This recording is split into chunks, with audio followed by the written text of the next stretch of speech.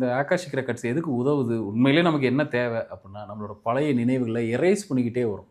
நம்ம ஒரு memory card, ஒரு வீடியோ எடுக்கிறோம். தேவையில்லாத வீடியோவை என்ன பண்ணுவோம்? டெலீட் பண்ணிடுவோம். அதே மாதிரி தான் ஆகாஷிக் ரெக்கார்ட்ஸும்.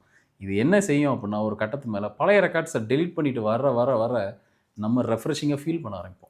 அப்போ ப்ரெசென்ட் லைஃப்பில் நான் ஏதோ ஒரு மிஸ்டேக் பண்ணுறேன், இல்லை ஏதோ ஒரு கசப்பான நினைவுகள் ப்ரெசென்ட் லைஃப்பில் இருக்குன்றப்போ, அப்போ ஆகாஷிக் ரெக்கார்டில் வந்து நான் என்னோட பாஸ்ட்டு மெமரிஸ் எரேஸ் பண்ணிட்டு வந்தால் ப்ரெசென்ட்டில் வந்து அந்த பேட் மெமரிஸ் குட் மெமரிஸாக மாறதுக்கு வாய்ப்பு இருக்கா? நிச்சயமாக இருக்குது. எப்பயுமே அப்படி தானே. எல்லாமே செயின் ஆஃப் ஈவெண்ட்ஸ் தானே. ஒரு தொடர்ச்சியில் ஒரு செயினில் ஏதாவது ஒரு விஷயத்தை நம்ம கழட்டி விட்டுட்டோம் அப்படின்னா இருக்கிற விஷயம் உங்களுக்கு வந்து சின்னதாக போடும். இதை திருத்துறதுக்கான வாய்ப்புகள் உங்களுக்கு அதிகமாக இருக்கும். அதனால தான் எப்பயுமே நம்மளை பற்றின ஒரு டீப் நாலேஜ் நமக்கு கண்டிப்பாக வேணும். இந்த உடல் எப்படி, நம்ம எப்படி நம்ம கடந்து வந்திருக்கோம், நம்ம எப்படி செயல்படுறோம், உள்ளே எப்படி இருக்குது, என்ன பண்ணுறோம், நம்மளோட நினைவு எவ்வளோ இருக்குது, நம்மளோட கெப்பாசிட்டி என்ன, இதை வந்து நம்ம எப்பயுமே வந்து நம்ம ஒரு கான்ஷியஸில் இருந்துக்கிட்டே இருக்கணும்.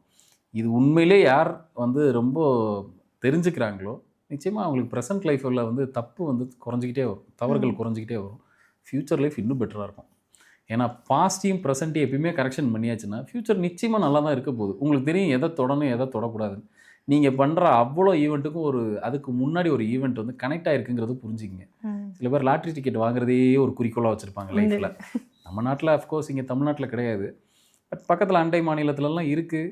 மேலை நாடுகளில் ஃபாரின் கண்ட்ரீஸில் நிச்சயமாக லாட்ரி டிக்கெட்ஸ் இதை பற்றின இந்த ஸ்பெக்குலேட்டிவ் விஷயங்கள் வந்து நிறைய பேர் அதில் நிறைய ஈடுபாடு உள்ளவங்க இருக்காங்க. ஒரு ஷேர் மார்க்கெட், ஸ்டாக், இது எல்லாத்துக்கும் ஒரு தொடர்ச்சி ஈவெண்ட் இருக்குங்கிறத நம்ம புரிஞ்சுக்கணும். நம்ம ஏன் இதில் அடிக்டாக இருக்கோம் அப்படின்னா, நம்ம நிறைய விஷயத்த அது மாதிரி ஏற்கனவே பழக்கி விட்டு வந்திருப்போம். சில பேர் சொல்லுவாங்களே, எனக்கு அதை பார்த்தாலே எனக்கு அது உள்ளே போகணும்னு தோணுது. சில பேர் குடிப்பழக்கம் வச்சுருப்பாங்க. அதெல்லாம் என்னென்னா ஏற்கனவே நான் விட்டுட்டு வந்தது தான் இப்போ கண்டினியூ பண்ணுறேன். ஸோ இது எல்லாம் எப்படி நம்ம பண்ண முடியும்? உண்மையிலேயே மெடிக்கலாக போய் பார்த்தீங்கன்னா, ஒரு குடிப்பழக்கத்தை நிறுத்துறதுக்கு மெடிக்கலி பார்த்தீங்கன்னா ஒன்றும் அதுக்கெல்லாம் பெருசாக தீர்வு கிடையாது. அதெல்லாம் என்னென்னா நம்மளோட பழைய மெமரிஸ்.